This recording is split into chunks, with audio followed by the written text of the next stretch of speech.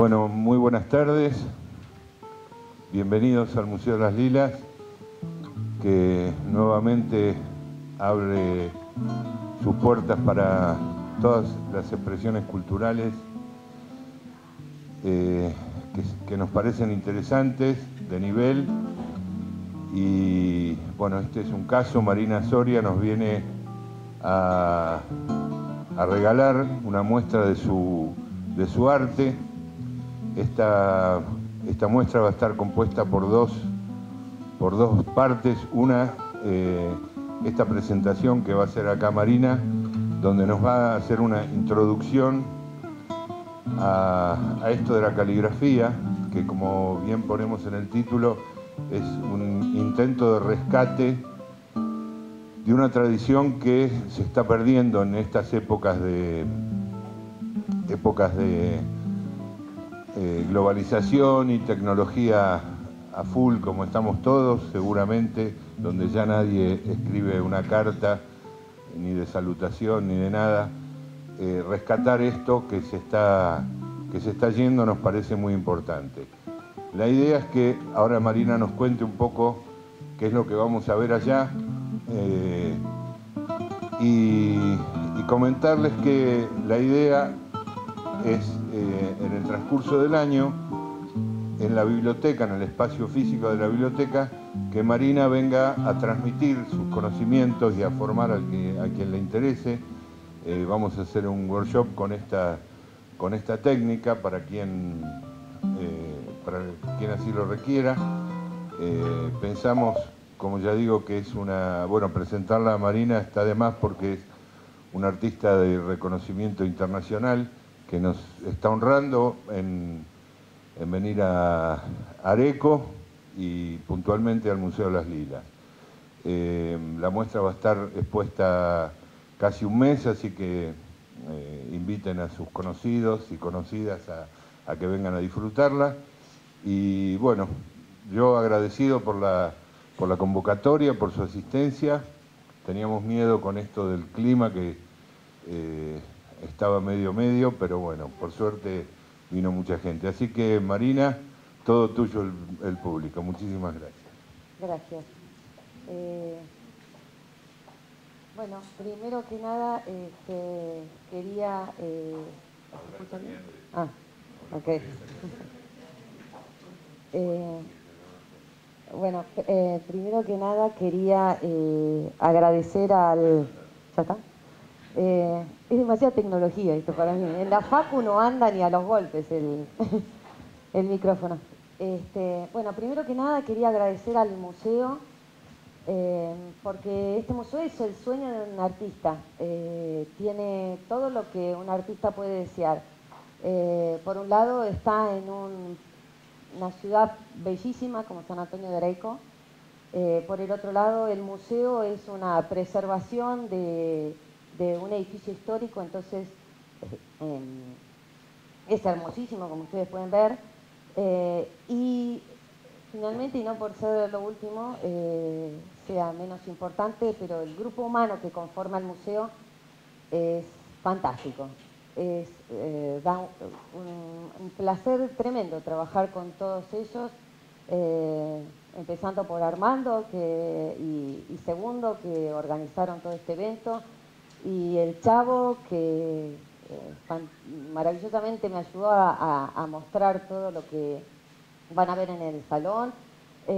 Luciana y bueno, y todos los chicos que ayudaron en el sonido, en el video y en todo. Mil gracias al museo, la verdad que estoy muy feliz de exponer acá. El honor es mío, no a la inversa. Después también quiero agradecer a mis alumnas, algunas de mis alumnas que han venido desde Buenos Aires a compartir conmigo este momento, a mis amigas, a mis amigos, a mi familia, por supuesto, mi madre, mi marido y mis hijas que siempre me acompañan, a mecenas de mi marido. Y bueno, y les voy a tratar de retransmitir un poco esta pasión que yo siento por la caligrafía y que ocupa gran parte de mi vida en los últimos 25 años. Entonces, bueno, espero poder retransmitir un poco esto que siento. Cuando Segundo me invitó a dar esta charla, me pregunté qué cuento de la caligrafía, porque el mundo de la caligrafía es tan vasto.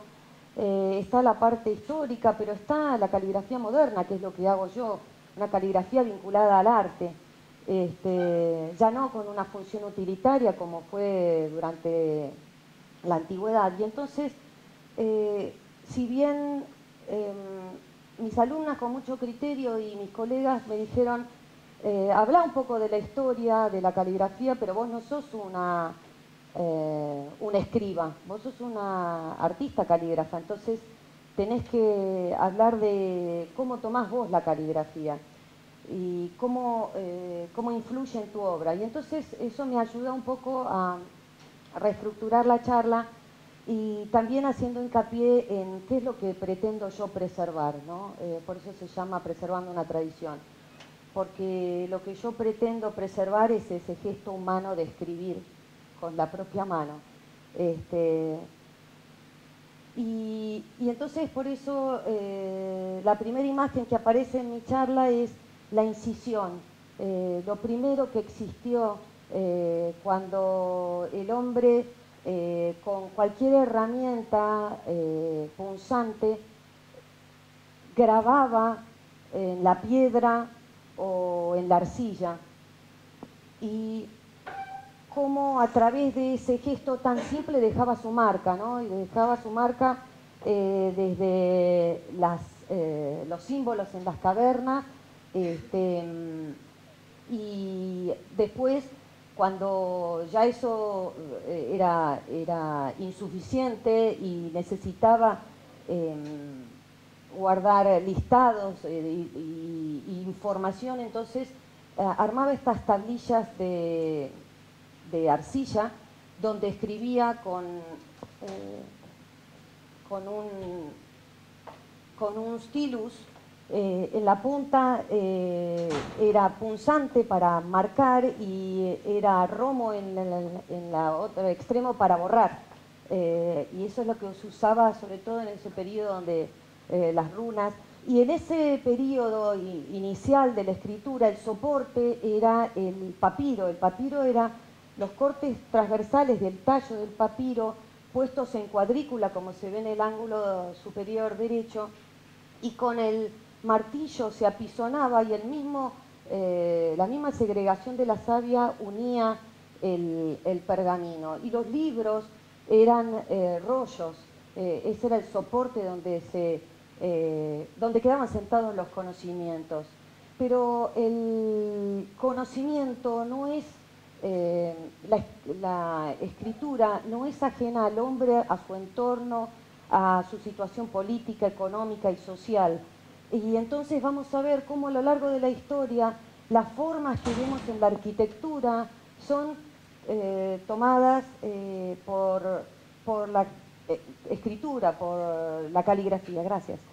Y entonces ahí vemos la base de una columna romana y cómo las primeras letras, que se llamaron capitales romanas o lapidarias porque eran pintadas con pincel chato sobre la piedra y luego con ayuda de cincel y martillo eran grabadas en piedra, por eso de allí viene su nombre, lapidarias. Y cómo esa caligrafía, que fue monumental porque se encontraba en los arcos y en las columnas de Tito y de Constantino y de Bárbara,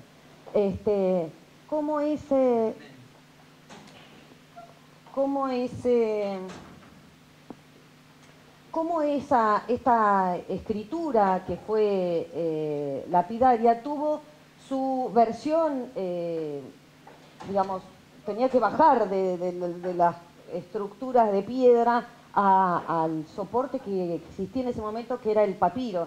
Y entonces se llamó cuadrata y hubo que encontrar una herramienta que les permitiera hacer una letra que se pareciese a esa otra. Y entonces la herramienta era el cáñamo. Y eventualmente, a medida que va evolucionando la historia, van cambiando los soportes y entonces aparece un gran quiebre en la historia, que es la introducción del libro, lo que nosotros conocemos como libro, mejor llamado códice. Es una revolución en la historia de la escritura, porque de los rollos que habíamos visto antes, de estos rollos de papiro que son los rollos del Mar Muerto, los habrán visto en algunas películas antiguas, el llegar al libro fue un gran avance. Primero porque el libro se hace con pergamino. El pergamino es la panza de un animal, de una oveja o una cabra. Y lo que se hace es se tensa esa piel y se la trabaja con sucesivas capas de cal para matar todo el pelo y lo orgánico que quede en el pergamino, y después se la va puliendo hasta lograr una superficie muy suave. Y entonces se introduce una nueva herramienta, que es la pluma de oca, que permite realizar caligrafías en mucha menor escala, o sea, una letra mucho más pequeñita. Y eventualmente esto da lugar a un cambio de nuevo en la historia. Con la caída del Imperio Romano y con el establecimiento de la cristiandad como religión de Estado, se desarrolla una nueva caligrafía alrededor del siglo IV que fue llamada uncial y que en realidad se diseñó para diferenciar los textos sagrados de los profanos griegos y romanos. Entonces, esta nueva caligrafía se realizaba en el entorno de los monasterios. El monje tenía un lugar importante dentro del monasterio porque ocupaba el scriptorium, que era el lugar donde se escribía. Porque piensen ustedes que la forma de transmitir la cultura era a través de los libros. No había ninguna otra forma más que la oralidad, pero era en los libros donde quedaba la palabra de Dios y todos los conocimientos hasta el momento. Y como contaba, el avance de los cambios de la caligrafía que toman lo que sucede a nivel social y económico con la unificación del imperio por Carlomagno, se forma el Sacro Imperio Romano Germánico que va desde Italia hasta Inglaterra y de España a casi Rusia.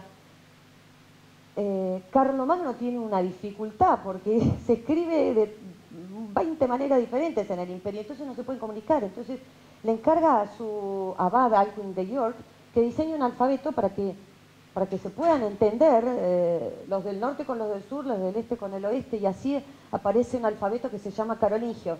Y es la irrupción de las minúsculas en la historia de la caligrafía. Alrededor del siglo VIII aparece la minúscula en la historia de la escritura. Y vamos a ver de nuevo cómo la caligrafía no es ajena a la situación social, inclusive durante la Edad Media. El centro del universo es la divinidad, es Dios. Entonces, las iglesias lo que intentan es llegar a Dios y por eso las iglesias góticas recurren a los arcos apuntados y se iluminan a través de los vitrales para representar la aparición de la divinidad. Entonces, la caligrafía reproduce lo mismo que está viendo en la arquitectura, ¿no? Y entonces acá vemos algunos ejemplos de manuscritos góticos donde lo que se intenta es, además, acumular la mayor cantidad de texto en una página. ¿Por qué? Porque cada Biblia necesita un rebaño de ovejas para confeccionar un mismo libro. Entonces, era costoso, había que tener mucho dinero, tenían que ser feudos muy acaudalados que pudieran producir este tipo de libros constantemente. Y además los libros medievales también tenían iluminaciones, utilizar dorado, láminas de oro, para representar a la divinidad. Y entonces los vitrales también son los que representan a la divinidad porque traen la luz al interior de las catedrales. Y acá yo lo que pongo un par de mis obras donde estoy inspirada en este proceso de la historia, donde narro de alguna manera todo este proceso que les fui mostrando. Acá están las cuadratas y ahí están las unciales y acá están las góticas. Y esta es una de mis primeras profesoras de caligrafía, se llama Sheila Waters, y acá ven un trabajo moderno de ella, donde se ve una clara influencia medieval. Y siguiendo con el proceso de la historia, la caligrafía en la Edad Media cambia radicalmente, pero porque también cambia el enfoque del hombre. Deja de mirar hacia el cielo para mirar hacia el hombre, como es la característica del Renacimiento. Y fíjense cómo en las columnas de la arquitectura se vuelve a repetir el hecho del arco de medio punto en la caligrafía. La caligrafía que representa en principio el Renacimiento es la humanística.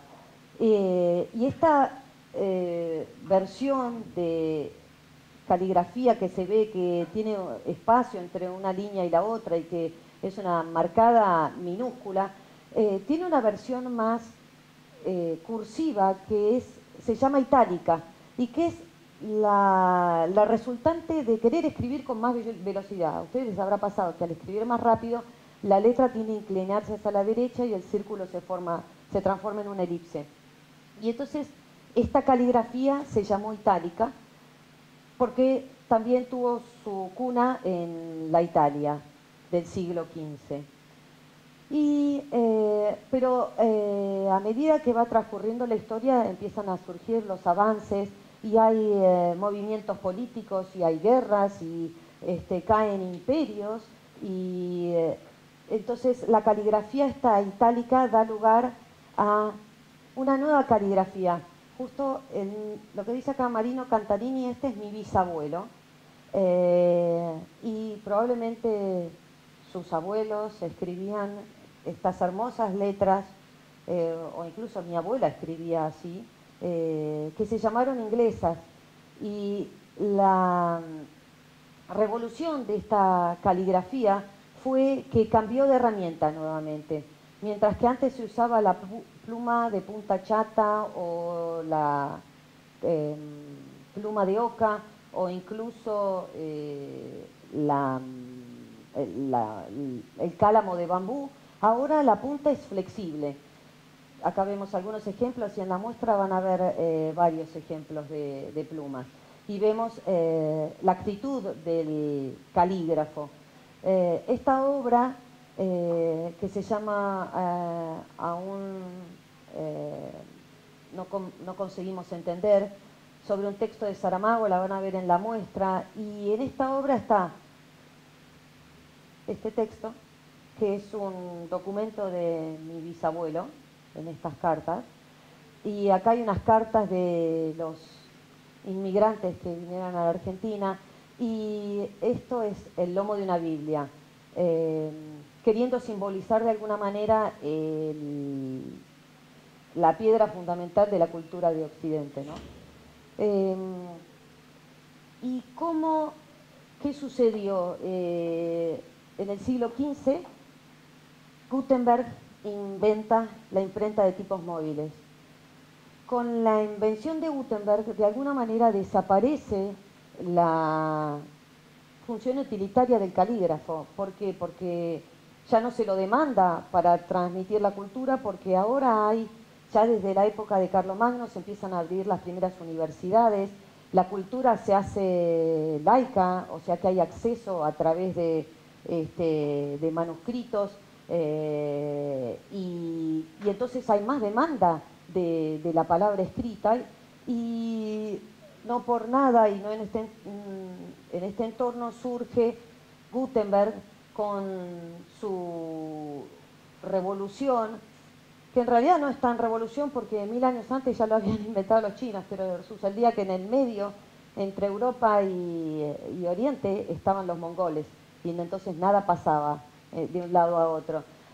Sin embargo, si vieron o si leyeron las crónicas de Marco Polo, o si vieron en Netflix la serie Marco Polo, se dan una idea de cómo fue la revolución en esa época, ¿no? Cómo Occidente descubría Oriente y cómo quería ingresar todos los conocimientos. Pero en rigor de verdad lo que sucedió fue que se fueron muriendo los calígrafos y se fueron olvidando todos los conocimientos. Y para principios del siglo XIX sucede la revolución industrial, y con la revolución industrial la contrarrevolución. William Morris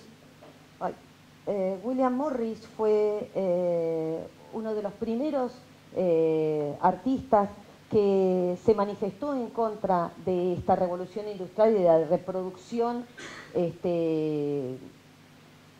sistémica de los libros, y entonces volvió a recuperar estas técnicas medievales de iluminación, de ilustración, de caligrafía, de diseño de la página, pero fue realmente al señor de la izquierda, a Edward Johnston, calígrafo inglés, que es muy gracioso porque sus padres se casaron en Buenos Aires, él nació en Montevideo, pero después nunca más aparecimos en nada que ver con la historia de la caligrafía. Pero resultó que Edward Johnston fue quien reflotó, se puso a estudiar todos los manuscritos, a ver cómo se habían hecho, qué herramientas se habían utilizado, cómo se hacía el dorado, cómo se cortaban las cañas, cómo se cortaban las plumas, cómo se preparaban los pergaminos. Y así fue como reunió toda esta información en un libro que se llamó Writing, Illuminating and Lettering, que es un poco, fue la Biblia de los calígrafos modernos. Y a partir de todo este viaje a través de la historia de la caligrafía a muy grandes rasgos y salteándome en muchas partes, acá empieza mi propia formación. Si bien yo hice la Escuela de Bellas Artes y después estudié diseño gráfico, estando en la universidad, siendo docente en la universidad, en la UBA, llegó la primer calígrafa norteamericana a dar unos seminarios de posgrado, y ahí fue donde me enamoré de la caligrafía y decidí que ese iba a ser que iba a seguir en ese camino. Pero resultó que cuando se fue no había nadie que pudiera enseñarme caligrafía moderna. Y entonces empezó mi propio peregrinaje a lo largo del mundo buscando a los profesores y a quien me pudiera enseñar. Esta fue mi primera experiencia en San Diego, y ahí me ven con Sheila Waters, fue mi primer curso. Yo estaba embarazada de 6 meses de mi hija menor, de Pequi. Y ahí por primera vez participé de una conferencia internacional de caligrafía. Las conferencias internacionales de caligrafía se llevan a cabo en los Estados Unidos desde 1981, todos los años, y hay conferencias en otras partes del mundo, en Europa y en Rusia sobre todo, pero bueno, inicialmente era lo más sencillo, lo más cercano era Estados Unidos. Y a los 2 años fui a Sonoma y tomé cursos con un famoso calígrafo, se llama Brody Nussbander, y es el calígrafo de las películas de Peter Greenaway. Si alguien conoce a Peter Greenaway, Escrito en el cuerpo, El vientre del arquitecto, El ladrón, El amante, no me acuerdo ya cómo se llama la película. Bueno, él es el calígrafo que hacía la caligrafía occidental en sus películas. Y después gané una beca de la Asociación de Calígrafos de Estados Unidos y participé de la conferencia de Ohio. En el 2004 fui a Seattle a estudiar con quien terminó después siendo mi mentor, Thomas Sigmayer, es uno de los calígrafos más reconocidos del mundo. Y de allí Estados Unidos me quedó chico y viajé a Europa. Me fui a Brujas a volver a tomar cursos con Brody Nussbander y con Ewan Clayton, que es... Ewan Clayton es el responsable de todo el patrimonio de Edward Johnston en Inglaterra, en el pueblo de Ditchling. Y en Brujas tuve... una cosa es estudiar en Estados Unidos en el contexto de una universidad, porque es ahí donde vamos a estudiar. Pero en Europa es increíble caminar por las ciudades y pensar que uno está estudiando caligrafía. Y, por ejemplo, yo estudié, este es el edificio donde yo tomé mis cursos y es el edificio donde vivió Thomas More. Y después fui a la Toscana, a la ciudad de Arezzo. En la plaza de Arezzo es donde se filmó La vida es bella. Así que también fue un placer estudiar con una gran profesora, Mónica Dengo, y no solo es interesante adquirir el conocimiento, sino la gente con la que uno se encuentra. Es gente profundamente espiritual, que tiene una sensibilidad particular por la letra, por la escritura, por la poesía, y inclusive todas las religiones se encuentran presentes. Entonces eso es muy placentero. Y después mi profesor me llevó a Sunderland, Inglaterra. Allí se realizó el primer simposio de caligrafía y poesía. Era el trabajo conjunto de un poeta y un calígrafo, dedicados a 90 personas que componíamos el evento. Este era el lugar donde estudiábamos. Entonces todas las mañanas nos levantábamos de la universidad, bordeábamos el río, cruzábamos el puente y llegábamos a las aulas donde sucedían los talleres. Y este es el profesor David Down, que es un muy reconocido poeta. Finalmente, en 2012 viajé a Portland, que fue la última conferencia internacional de caligrafía en la que participé. El lugar donde fue la conferencia fue el Reeds College. Acá estudió Steve Jobs. Así que es fantástico estar en lugares que son históricos y con mucho valor para nosotros. Las conferencias de caligrafía, y acá esa es Carol Johnson. Carol Johnson, a lo largo de los años, ella fue quien me enseñó caligrafía acá en Argentina en el 89 y el 90, y a lo largo de los años me la crucé en las conferencias, y después vino a mi conferencia en Argentina y ahora la voy a volver a ver este año en la Conferencia Internacional de San Francisco. Y como mis profesores tuvieron grandes influencias en mí, mi abuela fue mi primera inspiración. Su carácter de hacedora, productora, imaginativa y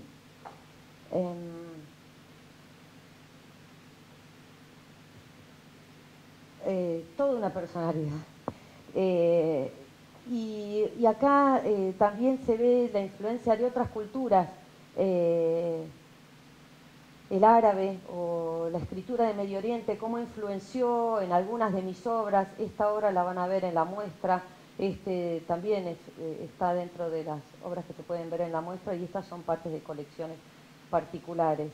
Y cómo la Edad Media también influenció. Esta es la biblioteca de Arezzo, y van a ver en las vitrinas hay un libro mío que se encuentra en la biblioteca de Arezzo y que yo tengo una reproducción en las vitrinas. Pero cómo este tipo de entorno y el estudio de la caligrafía influenció obras que también son obras por encargo. Este es un libro que hice para una mujer mayor que compiló todas sus fotos y sus historias en una biografía, o este es un trabajo que hice para mi sobrina en su cumpleaños de 15, porque es un amante del té. Y cuando yo estuve en 2004 primero en en Seattle, tuve una experiencia muy particular con mi profesor que les cuento, que se llama Thomas Sigmayer. Los cursos duran una semana y uno toma clases desde las 8 de la mañana hasta las 5 de la tarde, y hay proyectos y bueno, y uno tiene que tratar de interpretar qué es lo que el profesor quiere de nosotros. Ese curso en particular se trata sobre caligrafía experimental, sobre no caligrafía histórica basada en modelos, sino en inventar uno la propia escritura, inventar nuevos alfabetos. Y entonces este profesor nos proponía un manuscrito complejísimo donde había que de alguna manera descifrar lo que decía ese manuscrito, y a partir de descifrar esa escritura teníamos que elaborar nuestra propia escritura. No era cosa sencilla, y no solo para mí, sino para muchos en el taller, y a mitad de la semana yo ya estaba un poco como deprimida y angustiada porque no conseguía lo que él seguía demandando más, y entonces me fui a los jardines. En esa época yo fumaba, y entonces me dije, bueno, me voy a tomar un break y me voy a fumar un cigarrillo. Y resultó que, bueno, que en ese momento estaba mirando las plantas, me acordé de mi marido que le encantan las plantas, y dije, mi profesor lo que me estaba pidiendo era contraste, trabajar sobre el contraste. Y yo no entendía qué me quería decir. Y entonces cuando vi las plantas, dije, las flores, las hojas, los tallos, dije, contraste, eso es contraste. Y volví corriendo y agarré un pincel japonés que nunca había agarrado, y agarré unas herramientas y me puse a hacer esto. Y mi profesor se paró detrás mío y me dijo, ¿qué estuviste fumando? Y yo dije, nada, un cigarrillo común y corriente. Me dijo, eso es lo que quería. Y ese alfabeto se llamó, o lo llamé yo después, Calligraphy in Blossom.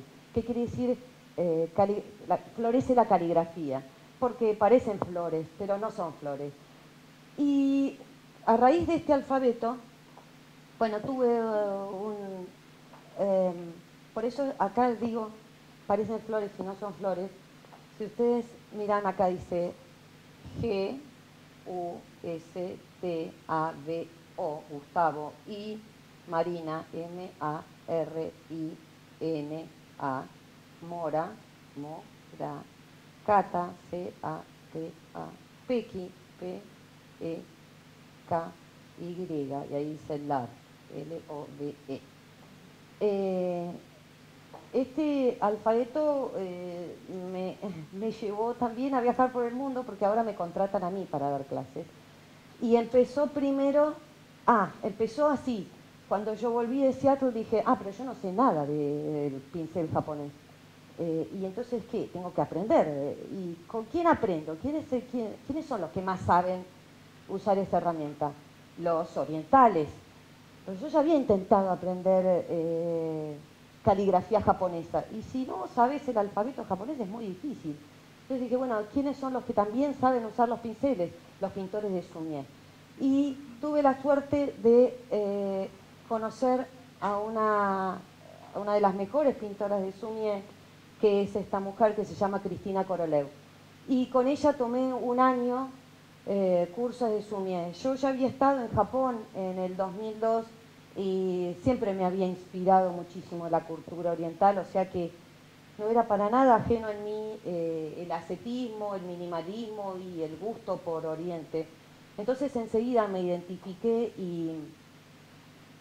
y lo primero que hice con ese alfabeto fue, además de trabajar en entender cómo había sido mi proceso mental para poder enseñárselo a mis alumnas, al poder encontrar las palabras para decir algo que yo lo había imaginado, dije, bueno, puedo intentar enseñarlo a otras personas, y así fue que con la ayuda de Inés, que acá está conmigo acompañándome hoy, armamos, y con Andrea Jauregui, una gran amiga mía, armamos el primer workshop de caligrafía internacional en Buenos Aires. ¿Y quién vino al workshop? Carol Johnson. después de 20 años, volvió a Buenos Aires, ahora como mi alumna. O sea que fue un honor para mí. Y de ahí de Buenos Aires me fui al año siguiente a hacerlo a Florencia.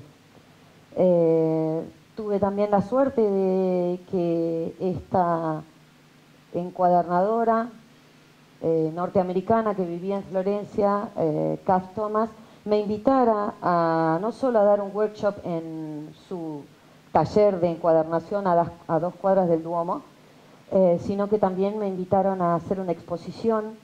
Y entonces llamé a una amiga mía alemana, Andrea Wunderlich, para que me acompañara en mi primera exposición en Florencia, porque era complejo trasladar obra y lo más sencillo para mí era hacer libros de artista. Por eso van a ver en la muestra que hay muchos libros de artista, porque fue la forma en que yo encontré para llevar mi obra a otros lugares del mundo.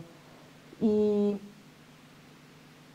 Calligraphy in Blossom me llevó después el año pasado también a Los Ángeles. En Los Ángeles di unos workshops en Portland y en Salem. Y a partir de los estudios que hice sobre el Sumier, descubrí una serie de cánones de belleza totalmente diferentes de los que yo había aprendido en la universidad como en el arte occidental. Y entonces me abrieron la mente a un montón de otros conocimientos, por ejemplo el vacío. Y desarrollé un workshop que se llamó El vacío útero de la forma. Van a ver este libro, porque este libro es justamente mi proceso para poder explicárselo a mis alumnas. Estas obras que se encuentran aquí, estas obras se encuentran en el Museo de Arte Contemporáneo de Moscú y estas se encuentran en el Museo de Bellas Artes de Berlín, donde hay grandes colecciones de caligrafía. Y a partir de este nuevo desarrollo, de desarrollar este workshop sobre el vacío y la importancia del vacío, no como algo que hay que llenar, como considerábamos en Occidente, como el fondo de la cosa, sino como el espacio donde suceden las cosas. Es como, el ejemplo es, en el vacío de la jarra es donde la jarra cobra su utilidad. Es en el vacío de las puertas y las ventanas de este espacio donde esto es un salón y no es una caja. Quiere decir que el vacío es tan importante como la forma, ¿no?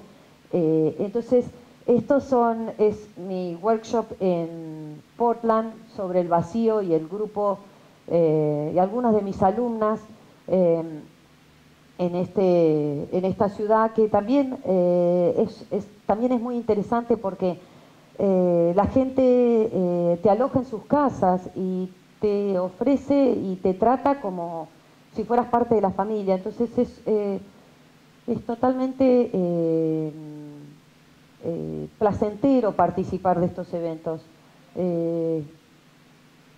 Y también otras de mis intereses y mis inspiraciones están en nuestra propia cultura, ¿no? En la cultura americana, en los textiles. Y inicialmente empecé con esta obra donde hice una metáfora entre las letras como puntada y el texto como un textil, donde empecé a indagar sobre la cultura americana y los textiles. Y bueno, también tuve el placer de participar de algunos de los talleres de Jorge y Betty sobre teñido y sobre ICAT. También indagué sobre las marcas de ganado de la provincia de Buenos Aires y diseñé unos alfabetos basados en estas marcas de ganado.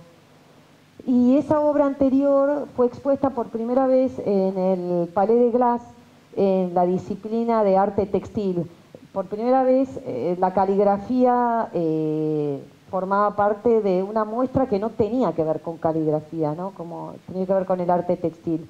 Y al año siguiente entonces me envalentoné y dije, bueno, voy a hacer algo, voy a ir un poco más lejos con la metáfora, y entonces empecé a bordar letras y empecé a agregar costuras que se utilizan en la encuadernación. Y después enhebré plumas en vez de agujas. Esta obra forma parte de la colección latinoamericana de la Universidad de Yale, y finalmente volví a mi amor por el Oriente y diseñé y armé este kimono, que lo van a poder ver en la muestra, para lo cual tuve que tomar un curso de cómo se hace un kimono.